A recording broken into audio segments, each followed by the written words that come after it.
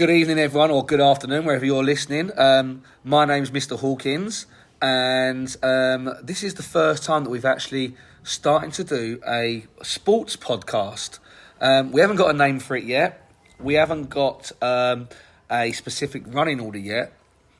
But what we have got is I've got someone really special here today, and his name is George, and George is in year 9.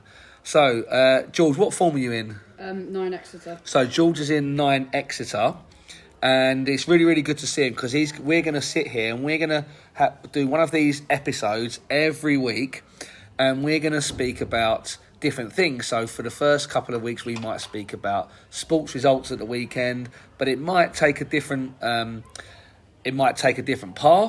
It might have the same path. We actually don't know what we're doing yet, but it's something that me and George have come up with. And hopefully we're going to have more guests on, and we might have more teachers that might want to come in and speak to us about sports, and it might be something that other students want to come in and get involved in as well. So we're really excited about this new venture. So we're going to get on with episode 1, and episode 1 is all about, we're going to be speaking about what happened at the weekend. And we're going to discuss some of the results and some of the key things that happened in the Premier League. So, just to read out the results from the weekend. So, we had Arsenal beating Nottingham Forest 3-0. We had Bournemouth beating Brighton 2-1. Palace and Sunderland played out a goalless draw, as did Everton and Aston Villa. And Fulham beat Leeds 1-0. Newcastle beat Wolves 1-0. The mighty Spurs absolutely thumped West Ham 3-0. Brentford played out a 2-2, exciting 2-2 draw with Chelsea. And Burnley lost to Liverpool 1-0. And George's hand just went up in the air there, so he's a Liverpool fan. Liverpool. And then in the Manchester derby, it was a bit of an embarrassment for Manchester United. Mr. Timpson's Manchester United, should we add in, they got thumped by a Man City 3-0. So, where should we start, George? Should we start with the Manchester derby? Yes. Let's start with the Manchester derby. So did you see any of it? I saw some of it. I was at my uncle's house watching it. I did see some of it. I did see that after the game, Amram did put a lot of the blame on himself. But Manchester United, they haven't really been on the best form recently. Obviously, they lost to Grimsby. I think that was a tough Manchester derby for them. Well, if you're Man United, like, you being that good, now just... Yeah, they've had a bit of a fall from grace, haven't they, Manchester United? For years and years and years now, they haven't been that great. And I think when Alex Ferguson went all those years ago, and they've tried various different managers, this is probably before you were born, George, to be honest, but they've tried so many different ways in which to try and stay at the top of their game. They've tried lots of different methods, and I don't think they've actually come across one. Now, I think the manager, he might be in a bit of trouble here, George. What do you think? Yeah, I think he gave Spurs their first trophy in 17 years, losing a cup final, losing to Grimsby, losing the Manchester derby. I'm happy we didn't get him in at Liverpool, to be honest. Because... Yeah, and I think he was touted around in. Like, I remember him being linked with West Ham last year when David Moyes left just before they got Lopetegui in. But I think one of the main things is that his stubbornness to actually change his formation. Yeah. So he plays that 3-4-3, doesn't he? Every single game, and he's so stubborn and he won't change it, and he keeps playing with that, and I think that's something that is going to be a drawback because, you know, the first rule of insanity, if you heard that, is that if you keep doing the same thing over and over again and expecting different results, it's not going to happen, is it? No. So sometimes you have to try something a little bit different. What do you think about that? I think he just needs to if he could switch things up a bit, they could have some better form, but I'm not too sure. Yeah, I'm not too sure either. I'm not too sure how it's going to go and how it's going to carry on. It's a strange one. What do you think about Erling Haaland? Do you think he's back to his best? I think 36 goals in the Premier League, even for him, it's going to be hard to beat, but I think he could have a good season. He did last season. He started off pretty much outscoring most clubs in the Premier League, And then Mo Salah just came in and had the most unbelievable winter you can imagine. Haaland just didn't really do as much as we thought he would. And he got injured in the FA Cup match against Bournemouth. I think that had quite a big impact. Yeah, I think he'll have a good season, but not the best season. Yeah, I think he looks sort of sharp and back to his best, doesn't he? Obviously, he scored 4 goals, I think, in one game, didn't he, last year? Yeah. For Norway, didn't he? Against, I can't remember who he was playing against, but he scored 4 goals where they won 11-1 or something like that. So I know back like in 2019, I think he scored 9 goals and they beat Honduras 11-0 in the Under-20s World Cup. Yeah. Yeah, he's a goal machine, isn't he? He's like one for the future. Yeah, he's a freak of nature, really, Haaland. Okay, so let's go on. Obviously your hands went up when I read out Liverpool's results. Yes. So Liverpool won 1-0 with a last-minute goal from Mo Salah at Burnley. So did you see the game? I did see some of it. I was at my uncle's house on that day, and I did catch the second half.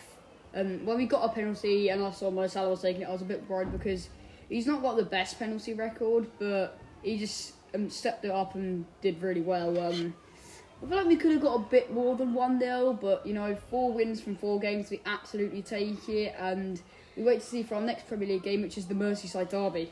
That's a big game as well, isn't it? Because Everton have started the season off really well as well, haven't they? Yes. And I think a lot of the games that Burnley played this year, they only conceded 16 goals, I think, in the whole of last year, which is quite incredible, really, for 46 games only to concede around 16 goals. So it was always going to be a tough game, and I think a lot of Burnley's games this year they're gonna take that way in which they're going to sit in and be quite deep and be quite compact. And so for Liverpool they haven't really hit their top level yet, have they, either? Not yet, but the fact that we've not even hit our top level and we've still got 4 wins in a row is quite incredible. Yeah, I think so. I think it's quite worrying for the rest of the league, really, that Liverpool haven't really played as well, but they're still scoring goals. And obviously, they've got quite a big starter coming to the team, haven't they? With Alexander Isak coming in, we've got Ekitike performing really well. We've got I thought it was a bit weird that he took off Kirkes in the first half, but what can you do? Florian Wirtz, he's coming in, he's doing all right. I think they've got the signs of a really, really good squad there, which I think is going to be something which is going to be a bit fearful for the rest of the Premier League. Okay, let's talk about the mighty Spurs, shall we? So, Spurs went and thumped West Ham 3-0.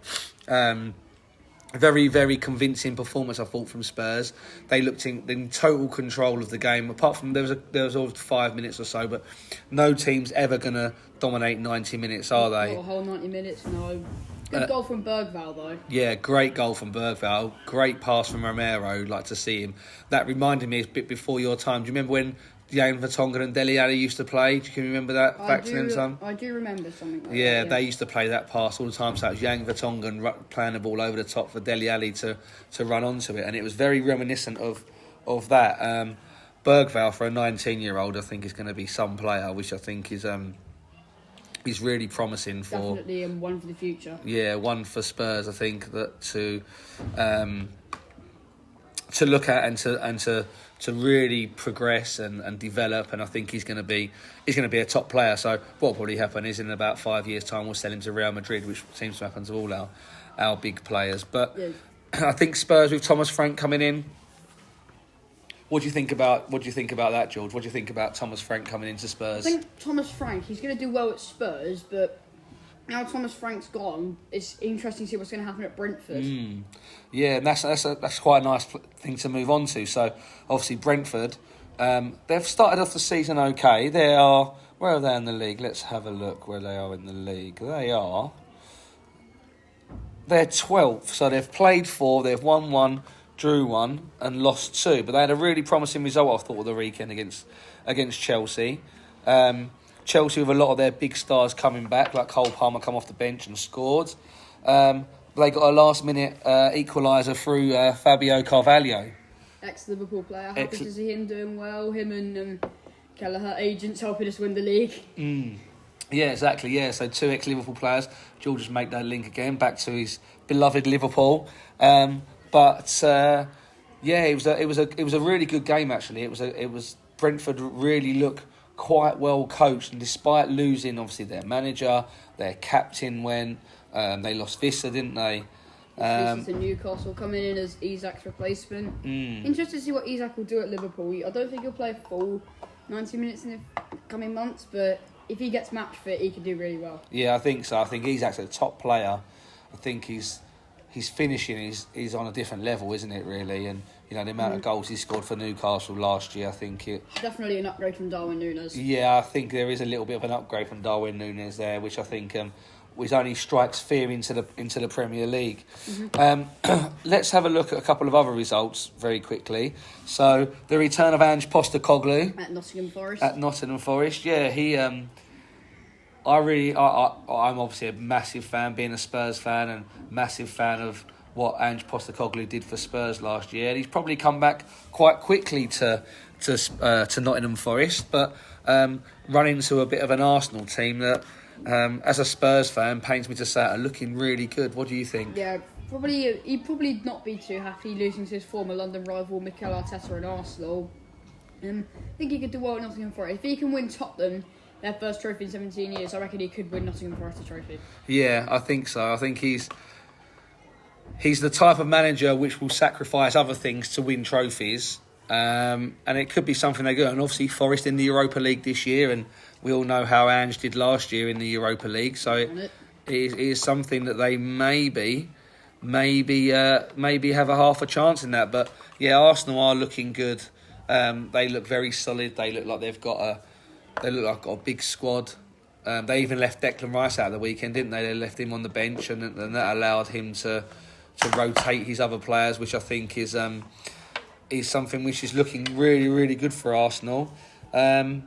And we probably expect, and I don't know if you agree, George, I expect them to be up there challenging the likes of Liverpool and Chelsea. The title, yeah. Yeah, I think so. It must be frustrating as an Arsenal fan seeing your team come third 3 years in a row without a title. It's actually second.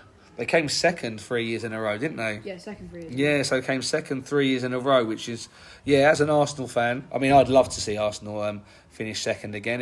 It would be good for me as a Spurs fan. But obviously, Arsenal have now in a position now where they've spent a hell of a lot of money on a hell of a lot of good players. So I think it might finally be time for them to step up and actually win something. Maybe win a league title. Yeah, with Gyökeres coming in, I think he's a really good striker. They've got Zubimendi coming in, Christian Nordgaard coming in. I reckon they could do quite well in the league. I don't think they'll win it, but I think they possibly could come second again, coming very close. Yeah, absolutely. No, I agree. And then, so we've sort of previewed, or we've had a look at the last weekend's game. And now we're going to have a look, because of the return of the Champions League this week. The champions. There we go. I can't. Well, I'm actually going to the Spurs game tonight, so I'm really looking forward to hearing that music again at the Tottenham Hotspur Stadium. So just to go through who the English clubs have got, because obviously there's no British affair because Rangers and Celtic unfortunately didn't qualify this year. So we've got Arsenal, they're up against Athletic Bilbao in the early game tonight at 5:45. They're away to Athletic Bilbao, which is not easy going to the San Mamés Stadium at all, is it? No, because you've got Nico Williams, who's quite good. His brother Iñaki Williams is looking very good. And they're all about bringing in players from the greater Basque country, and doing that well is actually quite incredible. It is. The model they have where they only play players from the Basque country is incredible, really. To play at the level that they play at is unbelievable, and it's unheard of. It doesn't really happen. Well, it doesn't happen anywhere else in the world. Everyone buys their players in, don't they? So, and the fact that they've never been relegated from La Liga, and they're the fourth most successful club in Spanish history, obviously behind Real Madrid, Barcelona and Atletico. It's an incredible feat, isn't it? So that's not going to be an easy game for Arsenal tonight. Spurs at home to Villarreal. What's your thoughts on that? Obviously, in 2022, we played Villarreal in the Champions League semi-finals to get to a final where we did eventually lose to Real Madrid. It could be a good game. The last time Tottenham and Villarreal played each other was 2010. So it's interesting to see what's going to happen a whole 15 years later in the Champions League, the world's biggest stage. Absolutely, I agree with you there, George. And then for tomorrow, we've got Chelsea away at Bayern Munich. That'll be a good game. I don't think Bayern fans will be happy letting Chelsea back into their ground after Drogba's header in 2012. I know, I can remember that game because that was the game when they played in that Champions League final. Spurs had actually finished 4th that year and Chelsea had actually finished 6th. And they met each other in the Champions League final and it was at Bayern Munich Stadium as well. Oh. So as a Spurs fan, we was hoping that they lost because then it meant that... we would get the Champions League spot, and the rules at that time meant that if the winners of the Champions League were and finished outside the top 4, they took your place and we didn't. And then obviously they went on to win that game on penalties. So, but it'll be a really high quality game, won't it? With the superstars of Bayern Munich and Chelsea players seem to slowly be getting themselves back. Yeah, with Bayern. Obviously Harry Kane getting back to playing against London clubs. Has been playing for Tottenham, played against Arsenal, played against obviously Chelsea, he's played against West Ham, Crystal Palace. Yeah, I think he's obviously scoring goals for fun again, isn't he, at Bayern Munich? And then your Liverpool team, George, are up against Atletico Madrid tomorrow night. What's your thoughts on that one? I'm very scared. Very scared. Julian Alvarez is playing incredible. Antoine Griezmann, he's just an incredible player. He did very well. He's not really spoken about, but one of the reasons possibly France won the World Cup in 2018. Obviously, Diego Simeone's a quality manager. I think it's going to be a tough game. Yeah, I think so. I think it's going to be really tight, I think, that one. Well, obviously, Atletico Madrid, well known for being really well organised under Diego Simeone. And are we going to see, what do you think about, are we going to see the debut of Alexander Isak in a Liverpool shirt? Ooh, I don't know. He's still he hasn't done training for a few months, so I think it could be a few weeks before he's set to come back at the end of the month, and I don't know exactly when that is, but I hope to see him in a Liverpool shirt very soon. Absolutely. Okay, and then going on to Thursday, because the Champions League this week is actually spread across 3 days.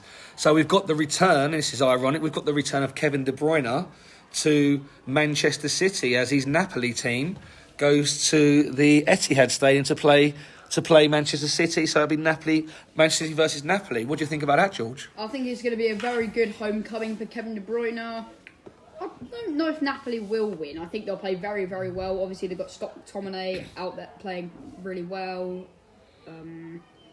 Napoli bringing in quite a lot of good players. That even when they lost Kvaratskhelia to PSG, they still did really well in the league.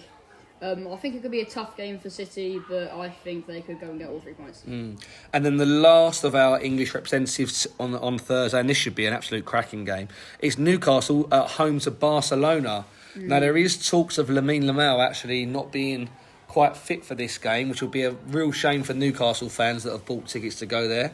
But it should still be a cracking game. What do you think about this one, George? The fact that Lamine Yamal's not playing, I think it could be a shame for some, but they also be heaving a sigh of relief because...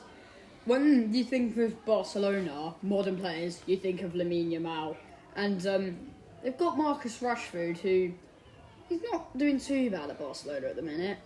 Got his first assist at the weekend, didn't he? Could be a tough game for Newcastle, and I think Barcelona are going to go and win that. But, PSG did go there and lose 4-1 to Newcastle, so you don't know what could happen. Tough place to go, Newcastle, especially on a midweek Champions League game under the Knights. The roar of the crowds could almost be their 12th man, couldn't it, Newcastle? So I think that'll be a really good game for people to tune into on Thursday.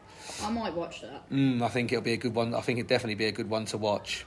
Okay, right. So we're on to our last part, and this is George's St Albans roundup. St Albans. So this is the one. So George is an avid St Albans City fan who goes home and away or goes to lots of games, don't you, George? Yeah, did Hitchin at the weekend. Then when they got a penalty, everyone in the stands thought it was going to go to a replay. They scored 93rd minute, 94th minute winner.